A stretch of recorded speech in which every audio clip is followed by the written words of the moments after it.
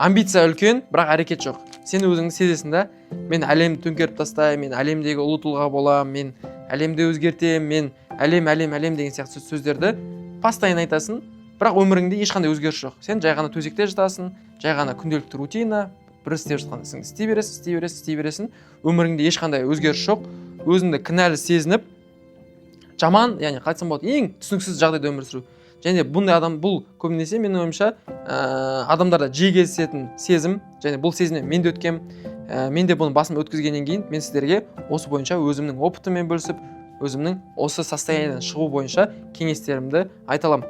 Жалпы бұл состояние негізі адамды жетістікке жетуден шектейді, және де бұл сезім адамды бақытты болудан тосып қалады да, яғни сен күтіп жүресің бір күні, мен бақытты боламын, бір күні өмірім өзгереді деген сияқты. Бірақ та ол зат ешқашан болмайды. Және де бұл сезімнен бізде шығу үшін 5 түрлі әрекет жасауымыз керек. Осы 5 әрекет біздің бұл сезімнен 100% алып шығады.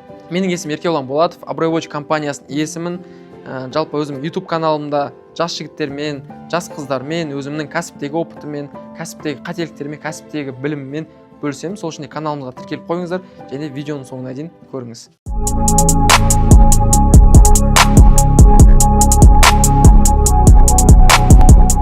Ең біріншісі, амбициясы үлкен адамдардың қателігі, ол мақсаттың өте үлкен болуы, және де мақсаттың өте алыс болуы.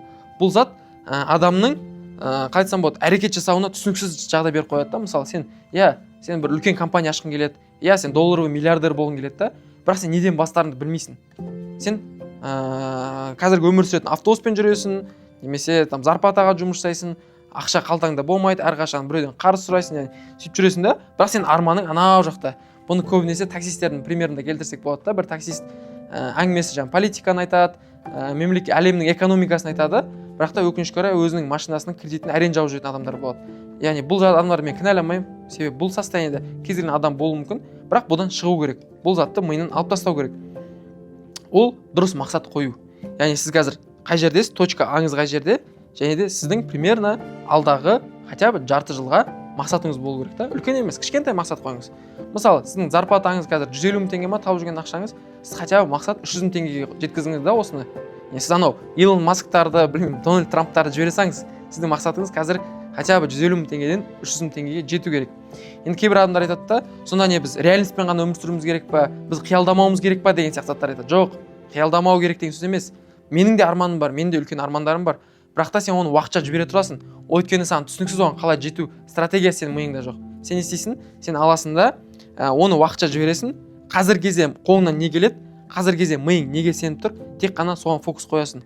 Сол кезде сенің мақсатың нақтыланады, сен әрекет жасауың жеңілденеді. Сол үшін де мақсатты кішкентай қоямыз, үлкен мақсатты уақытша ала тұрамыз. Оны сіз жоғалтпайсыз, уайымдамаңыз. Оны сіз міндетті түрде алдағы уақытта аласыз. Екінші біздегі көп адамдар жіберетін осы жерде қателік, екінші кеңес, ол бізде тек қана мотивациямен өмір сүру да. Таңертең кешке дейін мотивационный видео көре беру, жаңа машинаны көру, біреудің жақсы өмір сүріп жатқанын көру, қымбат өмірін көресің да, и сен миыңда тұрады. Өмірімде болып кетеді бір күні болып кетеді. Андай бірдеңені күтіп жүресің, өміріңде бір ключевой бір әрекет болатын күтіп жүресің. Сен ұйқыдан оянасың, ұйқыдан оянған күні сенің өмірің бық етіп өзгеріп кетеді. Бық етіп сенде барлығы жақсы болып кетеді деген сияқты ішіңде сезім болады. Бірақ та бұл мен ойымша барлығы жіберетін қателік. Өкінішке орай олай болмайды. Сен әрекет жасамасаң, өмірің өзгермейді. Сен тек қана секрет деген фильмді көр, визуализировать ет, арманда, өзіңнің қалаған машинаңа отырып көр.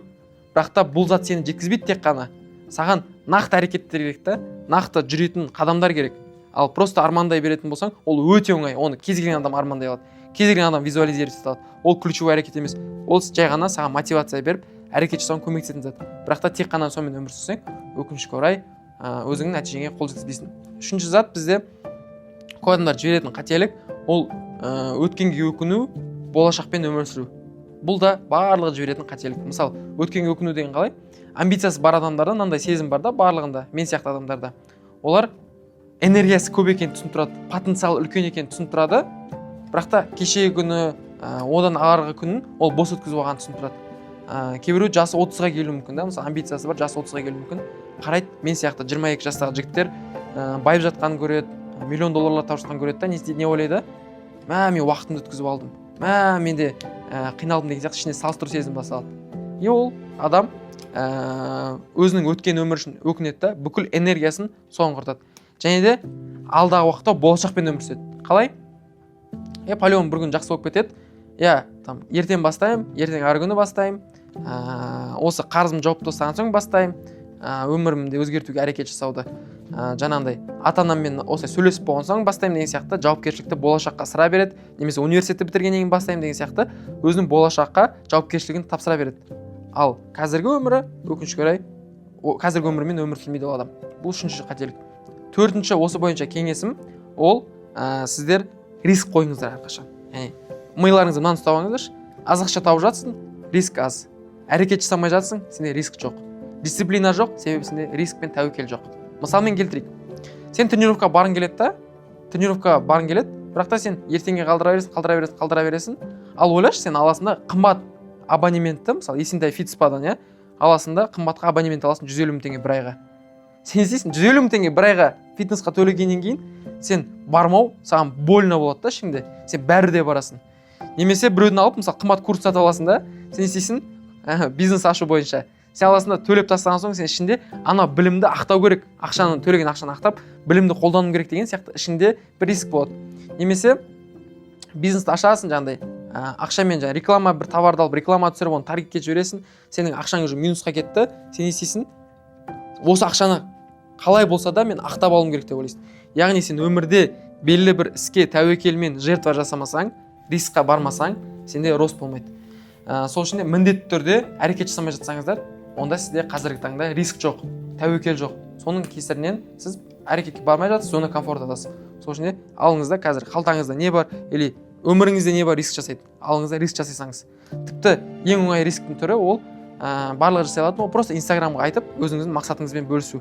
Кейбір адамдар айтады, мақсатпен бөлісу ол орындалмайды, адамдар орындалмайтынды тастайды деп. Жоқ, ондай емес. Сен мысалы декларация қабылдасаң, мен күнде таңертең ерте тұрамын. Немесе мен осынша ақша табамын, мен өзіме осындай машина аламын деген сияқты уақытмен шектеп айтсаң, адамдар, ой, бұл екі сөйлейтін тормыз екен, бұл сөзіне тұрмайтын адам екен деген сөз естігіңіз келмес үшін сіз не істейсіз? Әрекет жасап бастайсыз. Яғни осындай бәрібір де осындай бір риск керек, сізді дискомфортқа түсіретін. Сол үшін осы риск жасайсыз. Бесіншісі, көп адамдар жасамайтын, өкінішке орай фокус бөлмейтін нәрсе ол твердый білімнің болмауы, яғни нақты инструментпен білім болмау. Бағана айтқандай, тек мотивационный білімдер бар да, фильмдер көріп алған, кітаптар оқып алған, армандау керек, визуализировать ету керек деген сияқты заттарға фокус қойып алған, секрет деген фильмді көріп алған. Бірақ та твердый білім жоқ. Твердый білім деген не? Мысалы, кәсіптегі қалай ниша таңдауымыз керек, қалай біз маркетинг дұрыс білуіміз керек, қалай команда жинауымыз керек, қалай маркетплейста сауда жасау керек. Жалпы алғашқы миллион теңге табу үшін қандай инструменттер, қандай әрекеттер жасау керек, нақты білмегеннің кесірінен ол адамдар неден бастарын, не жасарын білмейді. Мысалы, сізде бір істі бастардың алдында бір бизнес идеяға нақты детально біліміңіз болып тұрса, миыңызда не жасау керек, қалай өзгерту керек, қалай істеу керек, сізде әрекетпен мүлде проблема болмайды. Сол үшін де нақты твердый білімді алуға күшіңізді жұмсаңыз. Енді твердый білімді кімнен алу керек, қайдан алу керек деген сұрақ келеді да. Бұл ешқандай да реклама емес, ешқандай да өзімді мақтау емес, бірақ та әрқашан твердый білімді өзінің артында кәсіпте шынымен нәтижесі бар адамнан алу керек та. Мысалы, қазір нарықта неше түрлі адамдар болуы мүмкін да, ол әдемі сөйлеуі мүмкін, әдемі маркетинг істеуі мүмкін, бірақ өзінің артында бизнесі, өзінің артында үлкен опыты жоқ та, бір белгілі бір салада. Жай ғана дұрыс айтқанда поверхностный ғана білімі бар да. Ал твердый білімі бар, нағыз опыты бар адам, ол әрқашан сізге дұрыс кеңес бере алады. Әрқашан сіздің минустарыңызды айта алады. Әрқашан сізге дұрыс жол көрсете алады да. Және де ол адам жай ғана ақылмен бөлісіп қана қоймай, одан мысалы өзің сенің қалайтын точка Б-сын, яғни сен қалайтын машина, сен қалайтын үй, сен қалайтын өмірді сүретін адам болса, онда сенің әрекет жасауың жеңіл болады. Және ол атқан адамның әрбір сөзі саған әсер етеді. Мысалы, мен өзім қараймын да, қаншама мен адамдарға ютубта бөлісіп жатырмын, біліммен айтып жатырмын, и қаншама жігіттер жазады маған дайректте. Еркебұлан мырза, сіздің арқаңызда әрекет жасадым, сіздің арқаңызда продажалар кетіп жатыр, сіздің арқаңызда қазір команда құрып алдым деген сияқты адамдар өзінің отзывтарымен бөліседі менімен. И мен қараймын да, неге олар әрекет жасады? Былай қарап тұрсаң, ол білім менде ғана емес, ол білім. Ол білім ютубта да бар, басқа жерлерде болуы мүмкін. Бірақ та бұл жерде жаңа сен қалайтын адамның авторитеті сенің әрекет жасауыңа әсер етеді. Сол үшін де әрқашан білім алатын болсаңыздар, твердый білімі бар, әрқашан артында өзінің ісі бар, жай ғана сөз емес, және де саған әрекет жасауыңа әсер ете алатын мықты адамнан сіздер білім алсаңыздар, сіздер жаңылыспайсыздар. Алдағы уақытта товарный бизнес бойынша бізде бастан аяқ детальдарына дейін үйрететін жаңа потогымыздың обучениесі ашылады.